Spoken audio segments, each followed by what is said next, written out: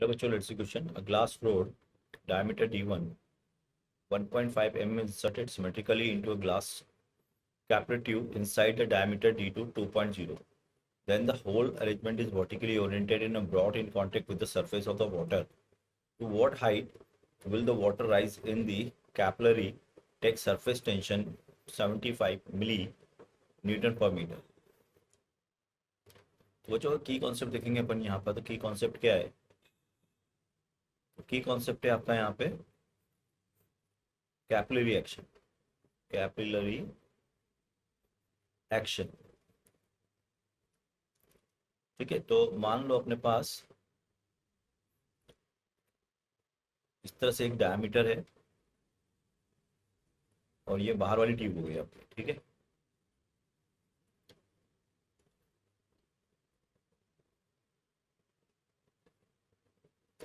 कुछ इस तरह से, और इस पूरे सिस्टम को अपन ने कहाँ डाल दिया? वाटर में डाल दिया, कुछ इस तरह से, ठीक है। तो वाटर, ऐसे बहुत सारी कैपिलरी ट्यूब बन जाएगी छोटी छोटी सी, अगर आप देखो तो वाटर जो है उस लेवल पे चढ़ गया ऐसे। इधर भी ऐसा हो जाएगा। तो मान लेते हैं बच्चों ये हाइट एच है, दिस हाइट इज एच।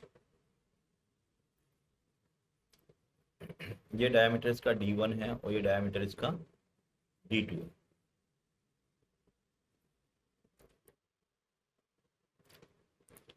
तो जो ये कैपिलरी ट्यूब के अंदर ये मेनिस्कस होगा, उसका शेप कुछ इस तरह से आएगा। ये आपका आर हो जाएगा, ये इसका स्मॉल आर हो जाएगा। ये आर हो गया, ये स्मॉल आर हो गया। मैं इस ट्राइंगल को अलग दिखा देता हूँ। ये आर हो गया और ये एंगल थीटा हो गया, ये स्मॉल आर हो गया, ठीक है।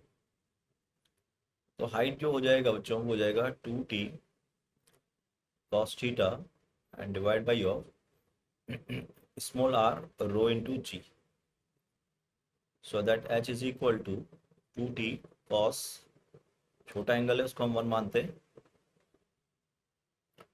अब ये आर कितना होगा, इस आर को देखो।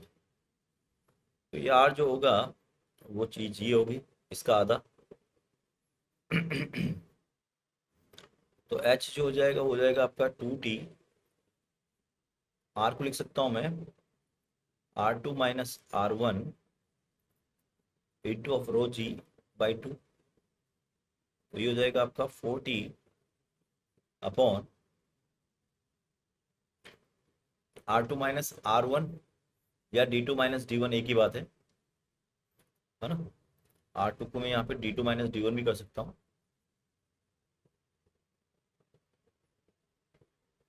अगर अपन यहाँ से देखें,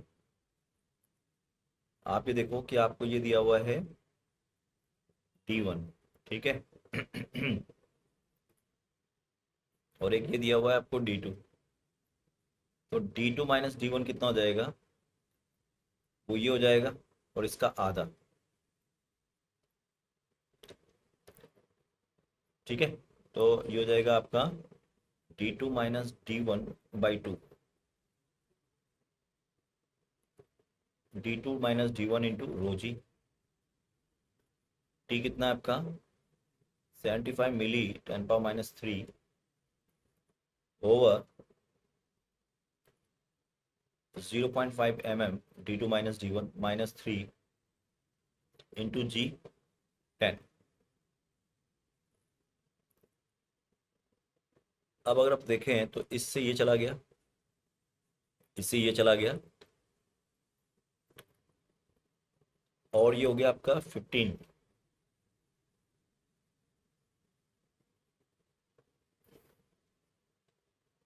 तो गड़बड़ नहीं की ऊपर ने, देखो 2t मिली 75 मिली 10 पावर -3 हो गया, और ये हो गया 0.5 mm, ये भी ठीक है, इंटू जी, जी हो गया आपका 10। तो ये हो गया बच्चों 60, 60। एच हो गया आपका 60,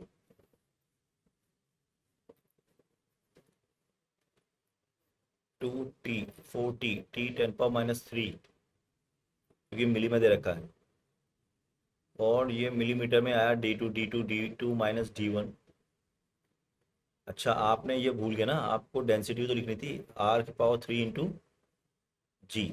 एक पावर 3 बच रही है बच्चों, हाँ भाई आप ऐसे देखो, आपने ये लिख लिया d2 - d1 मिलीमीटर में, ठीक है।